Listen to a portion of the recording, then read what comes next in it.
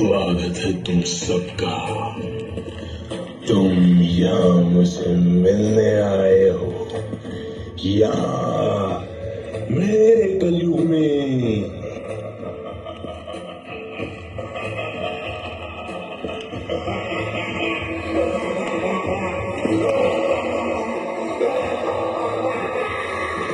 तुम सोच रहे होंगे ये कौन भला यहाँ काले कपड़ों में मुंह छुपाकर बात कर रहा है ना? मैं कल हूँ। कल का मतलब जो बीत गया, कल का मतलब जो आएगा, कल जो सबको दुख पहुंचाएगा। कल का मतलब चिंता है, कल का मतलब जो पास नहीं, कल कभी किसी ने देखा नहीं।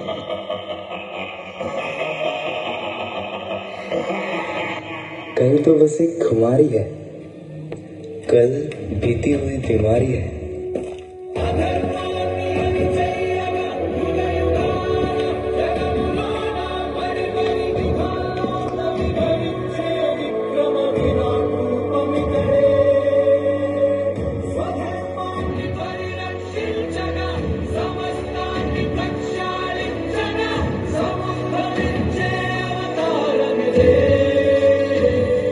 कल वो जिसका अस्तित्व नहीं, कल जिसका व्यक्तित्व नहीं, कलयुग तो बस एक कल्पना है।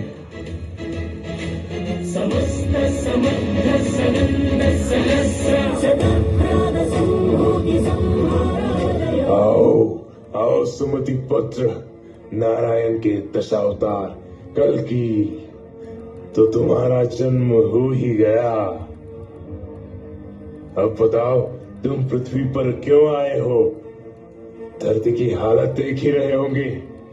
यहाँ न तो शुद्ध हवा है, न ही इंसानियत बची है। चारों ओर अराजकता और बर्बादी है। अब तुम यहाँ आकर करोगे क्या? तुम्हारा वध करना ही मेरे जन्म का कारण है। तुम्हारे इस अंधकारमय युग का अंत करने के लिए ही मेरा जन्म हुआ है। यही मेरा कर्तव्य है और यही मेरा उद्देश्य। मेरा वध? और वो क्यों भला? मैंने क्या किया? तुमने पृथ्वी को अंत पार ला रखा है, सारी जगत की शांति भंग कर रखी है, मनुष्य जाति पर, संपूर्ण सृष्टि पर अत्याचार हो रहा है। किसने कहा कि ये सब मैंने किया है? जो हालत आज पृथ्वी पर है उसके असली जिम्मेदार खुद मनुष्य है। वो अपने ही कर्मों का फल भोग रहे हैं। और वो कैसे भला?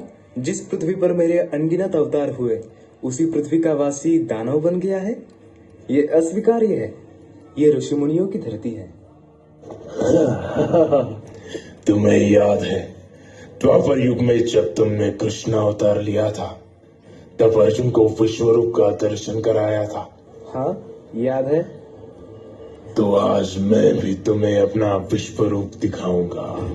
वो रूप जिसे देखकर तुम जानोगे कि केवल मैं ही इस कलयुग का प्रतीक हूं। अब वहां देखो, एक लोक प्रतिनिधि जो जनता के समर्थन में उन्हीं की सेवा के लिए हर 5 साल चुनकर आता है और झूठे वादे करता है। झूठ बोले सरकार का। अरे गधे, झूठ बोले नहीं, गोड़ बोले बोल, गोड़ बोले। हाँ हाँ नेताजी, गोड़ बोले सरकार का।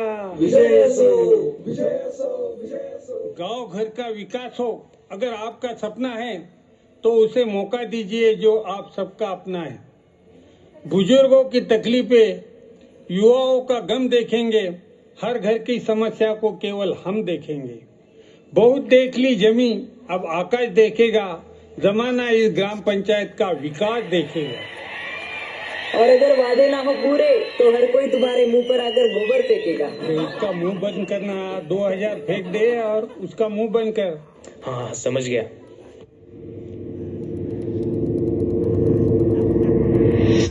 क्या इस युग में ऐसे लोक प्रतिनिधि हैं?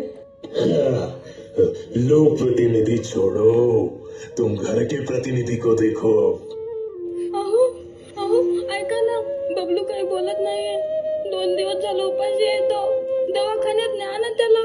अहो उठा ना. अहो आता तरी आमचा विचार करा तुम्ही.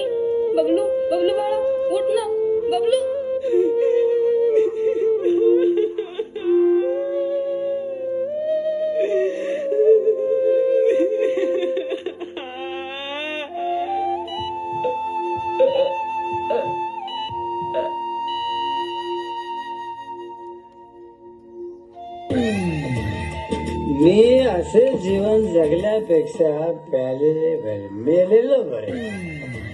मी असे जीवन जगण्यापेक्षा मेलेले बरे. पण मरण्याआधी थोडीशी प्यालेली बरे. मेल्यानंतर तिरडीला माझ्या हार फुलांनी सजवले पाहिजे. मेल्यानंतर तिरडीला माझ्या हार फुलांनी सजवले पाहिजे. पण आधी देशी दारूने भिजवले पाहिजे. अंत्ययात्रेत माझ्या अंत्ययात्रेत माझ्या सर्व शुद्धीत असले पाहिजे. अंत्ययात्रेत माझ्या सर्व लोक शुद्धीत असले पाहिजे. पण 4 खांदेकरी अगोदर पिलेले पाहिजे. गावातले लोक म्हणतील की बरा मेला. गावातले लोक म्हणतील की बरा मेला. 4 खांदेकरी म्हणतील आमचा जोडीदार गेला.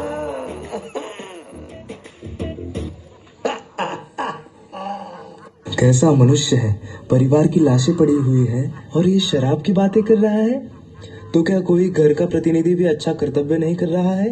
नहीं, अभी भी कुछ लोग बचे हैं. सब खत्म नहीं हुआ.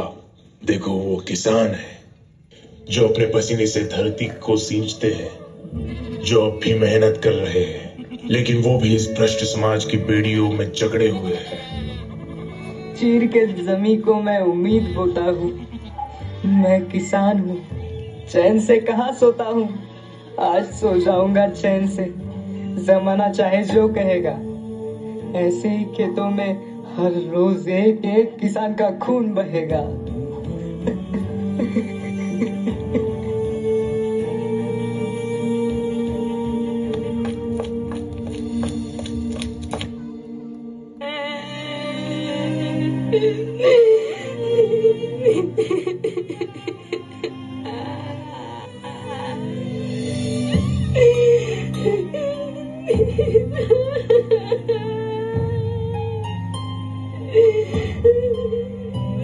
दुनिया को खिलाने वाला खुद ही भूख से मर रहा है. यही नहीं, ये तो बस शुरुआत है. अरे ओ बिटिया, सुना है तेरा बाप मर गया. बहुत बुरा हुआ. पर मेरा कर्जा वो कौन चुकाएगा? चलो मुद्दल तो मैं खेत से वसूल कर लूंगा, पर अब भी ब्याज बचा है, तो ब्याज तुमसे ही वसूल करना पड़ेगा.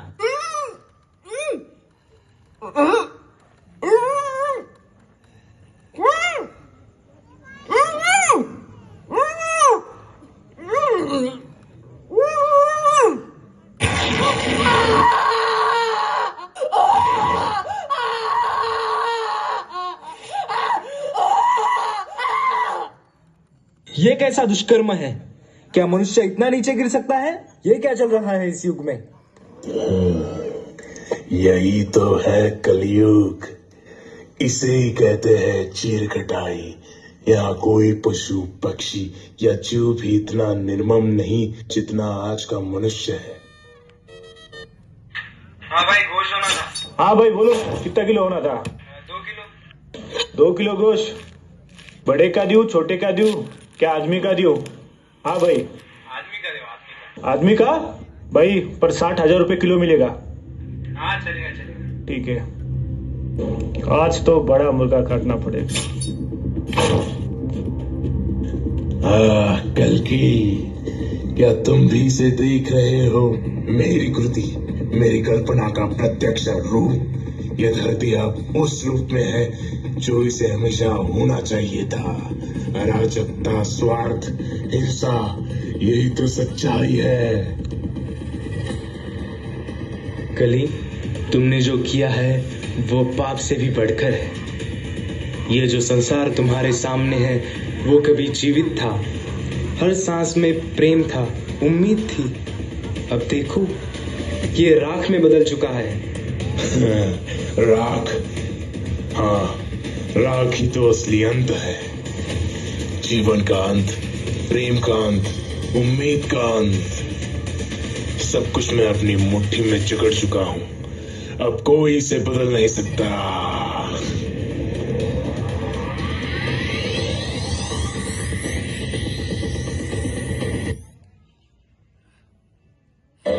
तो अब अशुद्धि के लिए मैं शुद्ध होना चाहता हूँ, अब कुबुद्धि को लिए मैं बुद्ध होना चाहता हूँ, और चाहता हूँ इस जगत में शांति चारों ओर हो। इस जगत के प्रेम पर मैं कुंद होना चाहता हूँ। चाहता हूँ तोड़ देना सत्य की सारी दीवारें, चाहता हूँ मोड़ देना शांति की सारी गुहारें, चाहता हूँ इस धरा पर द्वेष फूले और फले, चाहता हूँ इस जगत के हर हृदय में छल पले कि मैं नहीं रावण के तुम आओ और मुझको मार दो, मैं नहीं वह कंस जिसकी बाह तुम उखाड़ दो, मैं जगत का हूँ अधिष्ठाता, मुझे पहचान लो, हर हृदय में मैं बसा हूँ, बात तुम ये जान लो।